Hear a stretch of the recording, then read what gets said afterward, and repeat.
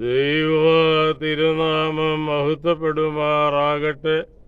എൻ്റെ പ്രിയപ്പെട്ട സഹോദരി സഹോദരന്മാരെ, പഴയ നിയമ വേദപുസ്തകത്തിൽ മലാക്കി പ്രവാചകന്റെ പുസ്തകത്തിൽ 3-ാം അധ്യായത്തിൽ 10-ാമത്തെ വാക്യമാണ് ഇന്നത്തെ ചിന്താവിഷയം.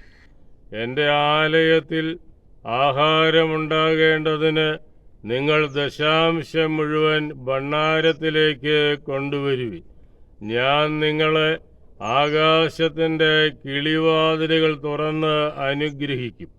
അപ്പോൾ ആകാശത്തിൻ്റെ കിളിവാതിലുകൾ തുറന്ന് ഞാൻ നിങ്ങളെ അനുഗ്രഹിക്കുമെന്നുള്ള മലാക്കി പ്രവാചകന്റെ ആ പ്രവചനം ജീവിതത്തിൽ നിറവേറുന്നതിനു വേണ്ടി ഒന്നും അറിയാതെ ചെറിയ ഒരു നാണയമെടുത്ത് ഭണ്ഡാരത്തിൽ എറിഞ്ഞ് മലാക്കി പ്രവാചകൻ അനുശാസിക്കുന്നത് പോലെ അനുഗ്രഹം തേടുന്നവരുടെ എണ്ണം ഗണ്യമായി വർദ്ധിച്ച് കൊണ്ടിരിക്കുന്നു. എന്നാൽ ദൈനംദിന ജീവിതത്തിൽ ജസ്റ്റിസ്, മേഴ്സി, ഫെയ്ത്ത് ഇതൊന്നും തമ്മിൽ ഒരു ബന്ധവുമില്ലാതെ ജീവിക്കുകയും ചെയ്യുന്ന ഒരു പുതിയ തലമുറയാണ് നാം കണ്ടുമുട്ടുന്നത്. അപ്പം നാമധേയ ക്രൈസ്തവർ ഏറി വരികയും കപടഭക്തി ക്രൈസ്തവരിൽ വർദ്ധിച്ചു വരികയും ചെയ്യുന്ന ആത്മീയതയുടെ ഒരു ശോഷണകാലമായിട്ട് ഈ പുതിയ കാലത്ത് നമുക്ക് കണക്കാക്കാൻ സാധ്യമാകും. ആസന്നമായ ഭാവിയിൽ ഇന്നത്തെ സമർപ്പണ രീതിക്കും കാലാനുസൃതമായ മാറ്റം സംഭവിച്ചേക്കാം. പള്ളിയിൽ വരണമെന്നില്ല, നേർച്ച കാഴ്ചകൾ കൊണ്ടുവരണമെന്നില്ല, പള്ളിക്ക് കൊടുക്കുവാൻ ഉദ്ദേശിക്കുന്ന തുക ഗൂഗിൾ പേ ചെയ്താൽ മതിയാകുമെന്ന് നിഷ്കർഷിക്കുന്ന രീതി നടപ്പാകില്ലെന്ന് പറയാൻ കഴിയാത്ത ഒരു ദുരവസ്ഥയുടെ കാലത്താണ് വിശ്വാസികളായ ഞാനും നിങ്ങളുമൊക്കെ ജീവിക്കുന്നത്.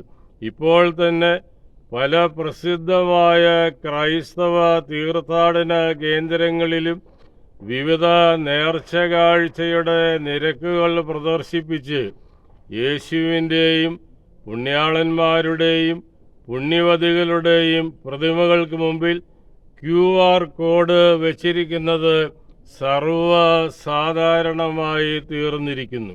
ഇവിടെ ദൈവവും വിശ്വാസവും പണമുണ്ടാക്കാനുള്ള കച്ചവട ഉൽപ്പന്നങ്ങൾ മാത്രമായി മാറുകയും അധപ്പതനത്തിൻ്റെ പരമാവധി നെല്ലിപ്പലക കണ്ടെത്തി നിൽക്കുകയും ചെയ്യുന്നു.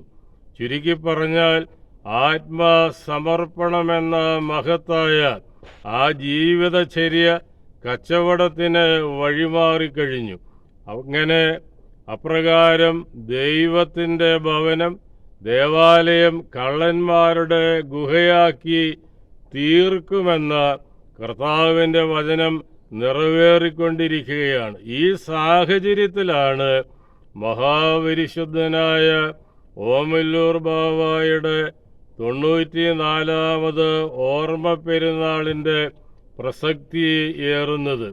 ജസ്റ്റിസ്, മേഴ്സി, ഫെയ്ത്ത്, അതായത് ന്യായം, കരുണ, വിശ്വാസം എന്നിവയുടെ പ്രതീകമായിരുന്നു പരിശുദ്ധനായ ഓമല്ലൂർ ബാവ. ആ ഓമല്ലൂർ ബാവായുടെ ജീവിതം നമുക്ക് വഴിവിളക്കായി മാറേണ്ടിയിരിക്കുന്നു.